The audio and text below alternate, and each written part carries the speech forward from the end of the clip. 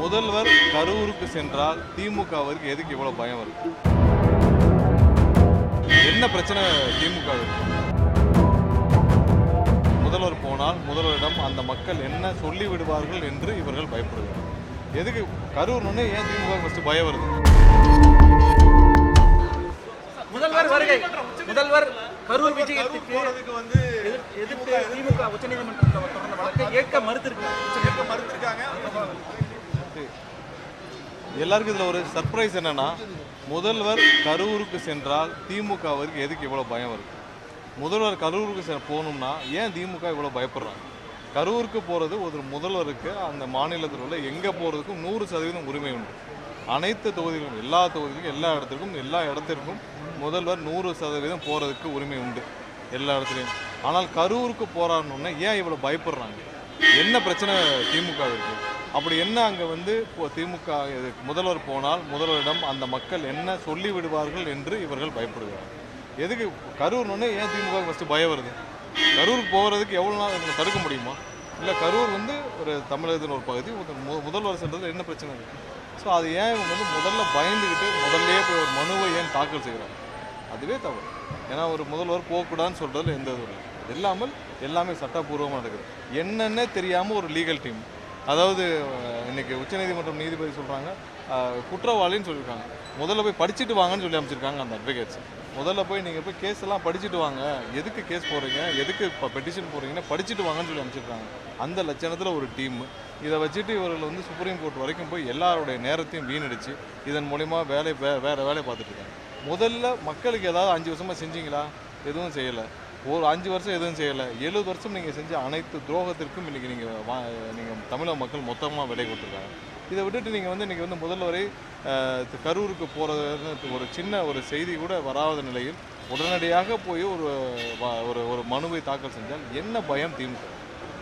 கரூர்னு சொன்னால் ஏன் இவ்வளோ பயப்படுறீங்க? இன்னும் எத்தனை முறை இது மாதிரி நீங்கள் நீதிமன்றங்களில் நீங்கள் வந்து தேவையில்லாமல் நீதிமன்ற நேரத்தையும் வீணடிக்க போகிறீங்க?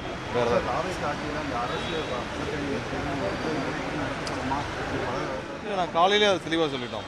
கண்டிப்பாக 100% முறைப்படி நேர்மையாக தான் நடந்துட்டு வருது. ஸோ நேர்மையாக நடக்கிறதுனால தான் இவ்வளோ தூரம் விசிபிலிட்டி இருக்குது. ஏன்னா இதுக்கு முன்னாடி யார் நியமிக்கிறாங்கன்னு தெரியுமா? இதுக்கு முன்னாடி நியமித்தவங்க எல்லாரும் எடுத்து பாருங்கள், தகுதி அடிப்படையில் எவ்வளோ கொடுத்துட்டு வந்தாங்கன்னு.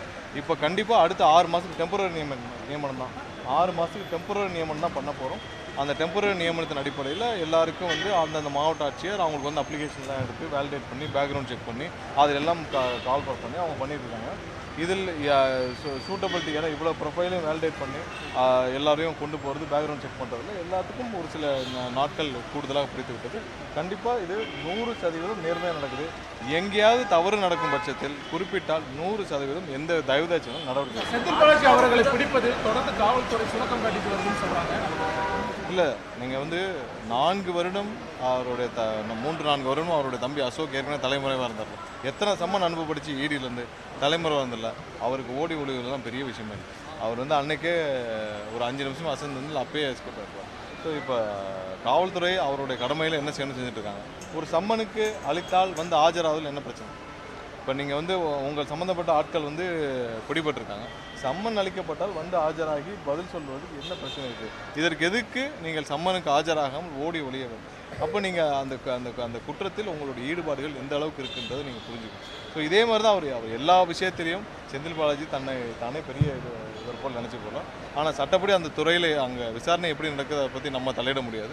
பட் அங்கே என்ன நடக்குதுன்னு தெரில. பட் இருந்தாலும் சம்மன் அனுப்பப்பட்டால் எங்களுக்குலாம் எவ்வளோ சம்மன் இருக்குது, நாங்கள் போய் ஆஜராகிருக்கோம்ல. டெல்லியில் சிபிஐயில் போய் கூப்பிட்டாங்க, நாங்கள் ஆஜராகலையா? நாங்கள் போயிட்டு வரலையா?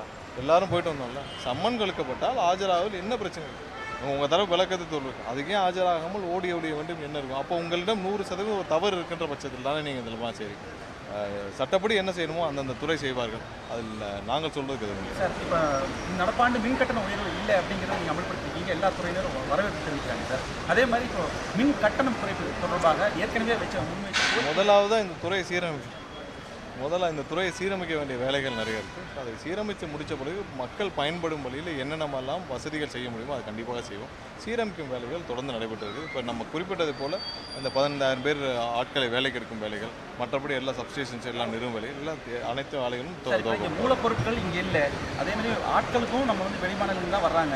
மின் கட்டணம் வந்து 10 மாநிலங்களோடு ஒப்பிடும்போது தமிழ்நாட்டில் தான் அதிகம் தொழில்துறை சொல்கிறாங்க. இல்லை, இப்போதைக்கு உயர்த்தப்படவில்லை, அதை தெரிவித்து.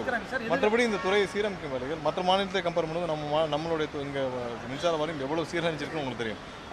அதிக கடன் பெற்றுள்ள மாநிலமும் நம்மளுடைய மாநிலம் தான் மின்சாரத்துறையில். எல்லாத்தையும் சீரமைக்க வேண்டிய காலம் இருக்குது. கண்டிப்பாக சீரமைக்கும்.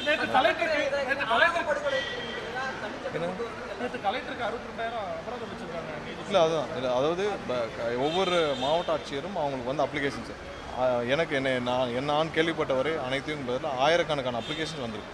ஸோ அனைத்தையும் ஸ்க்ரூட்டனைஸ் பண்ணி அவங்க ப்ராப்பராக பண்ணிட்டுருக்காங்க. இப்போ நியமிக்கப்பட போகிறதும் 6 மாதம் டெம்பரரி நியமனம் தான். எங்கேயும் தவறு நடக்கவில்லை. நிறைய இடத்துல ஏதோ பழைய சிபாரிசு கடிதம் இல்லை. எந்த கடிதத்தின் அடிப்படையில் யாரும் நியமிக்கப்படவில்லை. எந்த இடத்துலையும் யாரும் எந்த கடிதம் யாரும் மாற்றி கொடுத்துருப்பாங்க தவிர யாரும் எந்த சிபாரிசோ எதன் அடிப்படையில் நியமிக்கப்படவில்லை. தெளிவாக உண்மையாக நேர்மையாக நடைபெற்றது.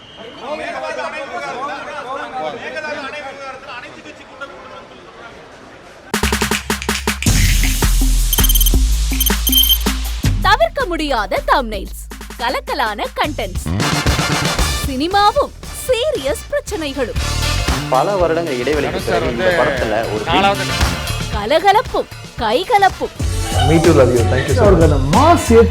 போயிட்டே தான் இருக்காரே தவிர பிரேக்கே இல்லாமல் பிரேக்கிங் நியூஸ் சொல்லும் தந்தி டிவி ஆப்.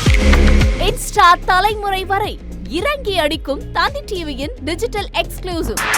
அது தண்ணிக்குள்ள போகும்போது ஹேங் ஆயிடுச்சு. உங்களுக்கு விஜய் சார் எந்த அளவுக்கு ரொம்ப பிடிக்கும்? Of course, Malayalis are huge Vijay sir fans. ரெண்டு பேருமே ரொம்ப பிடிக்கும் எனக்கு. தந்தி டிவி ஆப்பை இலவசமா டவுன்லோட் செய்யுங்க.